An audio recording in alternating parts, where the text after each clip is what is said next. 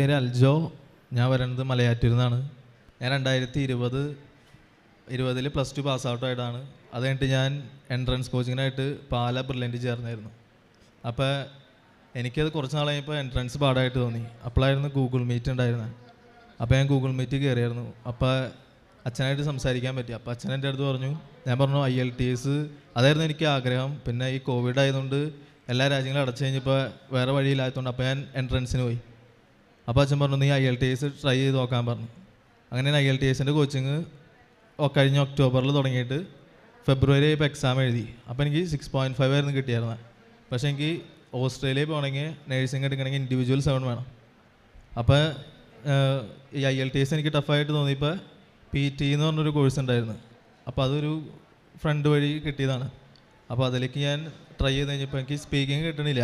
ആദ്യത്തെ പ്രാവശ്യം ജൂണിൽ പരീക്ഷ എഴുതിയപ്പോഴും സ്പീക്കിംഗ് കിട്ടണില്ല. അത് കഴിഞ്ഞ് ആഗസ്റ്റിൽ പരീക്ഷ എഴുതുമ്പോൾ സ്പീക്കിംഗ് കിട്ടണില്ല. അപ്പോൾ ഞാൻ ഇവിടെ വന്നായിരുന്നു.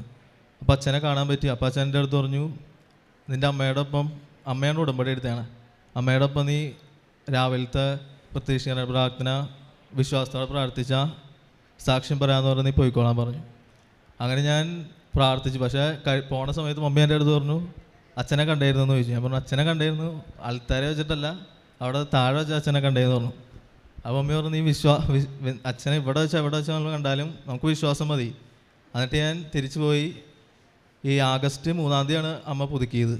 അത് കഴിഞ്ഞിട്ട് ഞാൻ വീട്ടിലെനിക്ക് ആഗസ്റ്റ് 29-ാം തീയതി ഞാൻ അച്ഛനെ സ്വപ്നം കണ്ടു. അച്ഛൻ എൻ്റെ അടുത്ത് പറഞ്ഞു, എല്ലാം തെളിഞ്ഞില്ലേന്ന് ചോദിച്ചു. അപ്പോൾ ഞാൻ വിചാരിച്ചു, ഞാൻ അമ്മയുടെ അടുത്ത് ചോദിച്ചായിരുന്നു, അച്ഛൻ്റെ അടുത്ത് ഡേറ്റ് ചോദിക്കാൻ പറ്റിയില്ല ആ തിരക്കിൽ.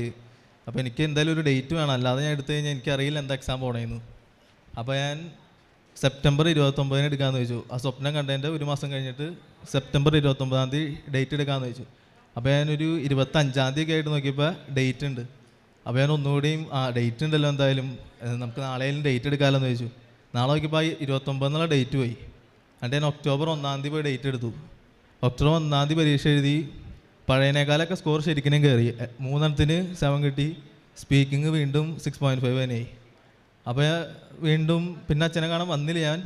ഞാൻ ബാംഗ്ലൂരിലേക്ക് ഡേറ്റ് മാറ്റി വീണ്ടും ബാംഗ്ലൂർ പോയി ഒക്ടോബർ 13-ാം തീയതി എടുത്തു. അവിടെ എഴുതിയപ്പോഴും ബാക്കി എല്ലാത്തിനും വീണ്ടും എഴുതിനേക്കാളും കയറുന്നുണ്ട്, സ്പീക്കിംഗ് മാത്രം കയറുന്നില്ല. അപ്പോൾ ഞാൻ ബാംഗ്ലൂരാണ്. അപ്പോൾ പിറ്റേ ദിവസം അപ്പനും അമ്മയും വന്ന് അച്ഛനെ കണ്ടു, മെസ്സേജ് എടുത്തു. അപ്പോൾ അച്ഛൻ എനിക്ക് തന്നത് ഒക്ടോബർ 27, നവംബർ 2, നവംബർ 7, നവംബർ 9-ാം തീയതി എന്നുള്ള ഡേറ്റുകളാണ്. അപ്പോൾ ഞാൻ ബാംഗ്ലൂർ തന്നെ എന്തായാലും പരീക്ഷ എഴുതാനുണ്ടാവുള്ളൂ. അപ്പോൾ ഞാൻ ഒക്ടോബർ 27 മാത്രമേ ബാംഗ്ലൂരിൽ പിന്നെ ഡേറ്റ് ഉള്ളൂ. ബാക്കി 2ഉം 7 എന്ന് പറഞ്ഞ ഞായറാഴ്ച, 9ഉം 2ഉം ചൊവ്വാഴ്ചകൾ കൊച്ചിയിൽ തന്നെയുള്ളൂ. അപ്പോൾ 27-ാം തീയതി പിന്നെ തൊട്ടടുത്തായി. അപ്പോൾ 27 തന്നെ എന്തായാലും എടുക്കാമെന്ന് ചോദിച്ചു. അപ്പോൾ ഞാൻ എപ്പോഴും ഇങ്ങനത്തെ ഇവിടുത്തെ സാക്ഷ്യങ്ങളും അച്ഛൻ്റെ ടോക്കും വിജയകുമാർ സാറിൻ്റെ ടോക്കൊക്കെ എപ്പോഴും കേട്ടുകൊണ്ടിരിക്കും. അപ്പോൾ അച്ഛൻ അതിൽ പറഞ്ഞായിരുന്നു, നമ്മൾ ദൈവത്തിൻ്റെ മാതാവിൻ്റെ അടുത്ത് എന്ത് പ്രാർത്ഥിക്കുകയാണെങ്കിലും അമ്മയുടെ പ്രത്യക്ഷീകരണത്തിൻ്റെ സ്ഥിര സാക്ഷിയായി യേശുനാമത്തെ നമ്മൾ ഉയർത്തണമെന്ന് നമ്മൾ പ്രാർത്ഥിച്ചാണ് അമ്മയുടെ അടുത്ത് പ്രാർത്ഥിക്കാൻ. അപ്പോൾ ഞാൻ പരീക്ഷ ഹാളിൽ പോണേക്കാൾ മുമ്പും പരീക്ഷ ഹാളിൻ്റെ മേളിലേക്ക് കൈ ഉയർത്തിയിട്ട് ഞാൻ വിശ്വാസപ്രമാണം ചൊല്ലി. എന്നിട്ട് ഞാൻ എക്സാം ഹാളിൽ കയറി എക്സാം എഴുതി. എന്ന് വെച്ചാൽ അതൊരു ലാബ് പോലെയാണ്, നമ്മൾ കമ്പ്യൂട്ടറിൻ്റെ അടുത്താണ് നമ്മൾ സംസാരിക്കണേ. അപ്പോൾ അന്ന് സാധാരണ 2 പേരൊക്കെ എക്സാമിനുണ്ടാവുള്ളൂ, അന്ന് 6 പേരും എക്സാമിനുണ്ടായി. അപ്പോൾ നിറച്ചും ഇങ്ങനെ എല്ലാവരും സംസാരിച്ചുകൊണ്ടിരിക്കുക ഭയങ്കര ഒച്ചയിൽ. അപ്പോൾ നമ്മൾ സംസാരിക്കണവരും വിട്ടുപോയി കഴിഞ്ഞാൽ നമ്മുടെ ഫ്ലുവൻസിയും പ്രൊണൗൺസിയേഷനൊക്കെ പോയിക്കൊണ്ടിരിക്കും. അപ്പോൾ ഞാൻ സ്പീക്കിംഗ് വീണ്ടും കുറച്ച് ടഫായി. ഇപ്പോൾ റീഡിംഗ് എന്ന് പറഞ്ഞാൽ എല്ലാവർക്കും ഭയങ്കര ടഫായിരുന്നു. അപ്പോൾ ഞാൻ തുടങ്ങണേക്കാളും മാതാവിൻ്റെ അടുത്ത് പറഞ്ഞായിരുന്നു, റീഡിങ് ഞാൻ എന്തായാലും അമ്മയുടെ കയ്യിലേക്ക് തരാണ്. റീഡിങ് എനിക്ക് അറിയില്ല, കാരണം ഞാൻ പ്രാക്ടീസ് ചെയ്തിട്ടൊന്നുമില്ല തലേ ദിവസമൊന്നും. ഞാൻ പ്രാർത്ഥിച്ചുകൊണ്ട് തന്നെ ഇരിക്കുകയാണ്. എന്നിട്ട് റീഡിങ്ങിൻ്റെ ഓരോ ക്വസ്റ്റ്യൻ കഴിയുമ്പോഴും ഞാൻ ഇത് തന്നെ പ്രാർത്ഥിച്ചുകൊണ്ടിരിക്കും, അമ്മയുടെ പ്രത്യക്ഷീകരണത്തിൻ്റെ സ്ഥിരസാക്ഷിയായിട്ട് തന്നെ ഉയർത്തണമെന്ന്. ഞാൻ ചെയ്യണ ഓരോ ക്വസ്റ്റ്യനും ഞാൻ വീട്ടിൽ ചെയ്ത ക്വസ്റ്റ്യൻ ആയിരിക്കും. ആദ്യത്തെ ക്വസ്റ്റ്യൻ കഴിഞ്ഞ് 2ാമത്തെ ക്വസ്റ്റ്യനിലേക്ക് ചാടുമ്പോഴും അത് ഞാൻ വീട്ടിൽ ചെയ്തത്. വീണ്ടും അടുത്തതിലേക്ക് ക്ലിക്ക് ചെയ്താലും ഞാൻ വീട്ടിൽ ചെയ്ത ക്വസ്റ്റ്യൻ തന്നെ ഞാൻ ഉണ്ടാവുള്ളൂ. ഞാൻ അമ്മയുടെ പ്രത്യക്ഷീകരണത്തിൻ്റെ സ്ഥിരസാക്ഷിയായി യേശുനാമത്തെ ഉയർത്തണമെന്ന് പറഞ്ഞ് ഒരേ ക്വസ്റ്റ്യനിൽ ക്ലിക്ക് ചെയ്യുമ്പോഴും ഏത് ക്വസ്റ്റ്യൻ എടുത്താലും ഞാൻ ഈ ക്വസ്റ്റ്യൻ കണ്ടിട്ടുണ്ടാവും, ഇതിൻ്റെ ആൻസറുകളൊക്കെ എനിക്കറിയാം. അങ്ങനെ ഞാൻ പരീക്ഷ കഴിഞ്ഞിട്ട് ഞാൻ വീട്ടിലേക്ക് വന്നു. അങ്ങനത്തെ റിസൾട്ട് അന്ന് 11:32 വന്നെ രാത്രി.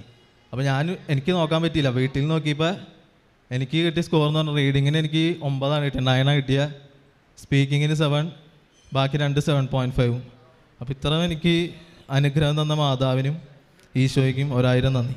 അതേപോലെ തന്നെ ഞാൻ +2 പഠിക്കുമ്പോഴും +1 ഇമ്പ്രൂവ്മെൻറ്റ് കഴിഞ്ഞിട്ട് +2ൻ്റെ റിസൾട്ട് വന്നേക്കാളും മുമ്പ് ഞാൻ മാതാവിൻ്റെ ഒരു ഫോട്ടോ ഉണ്ട് ഞാൻ പഠിക്കണേ എൻ്റെ ഫ്രണ്ടിൽ. അപ്പോൾ ഞാൻ അതിൻ്റെ ഫ്രണ്ടിൽ 97% എനിക്ക് മാർക്ക് വേണമെന്ന് പറഞ്ഞിട്ട് ആ പേപ്പറിനെ മാതാവിൻ്റെ ഫോട്ടോൻ്റെ ബാക്കിൽ വെച്ചു. ഈ 97 എനിക്ക് കിട്ടണമെങ്കിൽ +1 മാർക്ക് പോയതൊഴിച്ച് +2 എനിക്ക് ഫുള്ള് കിട്ടണം. അപ്പോൾ ഞാൻ മാതാവിൻ്റെ അടുത്തുകൊണ്ട് മാതാവിന് എന്തായാലും ഒന്നും അസാധ്യമല്ലല്ലോ, ഫുള്ള് കിട്ടണമെന്ന് പറഞ്ഞാൽ മാതാവിന് ചെറിയ കാര്യമായാലും എന്തായാലും ഈശോൻ്റെ അടുത്ത് പറഞ്ഞാൽ മതിയില്ല.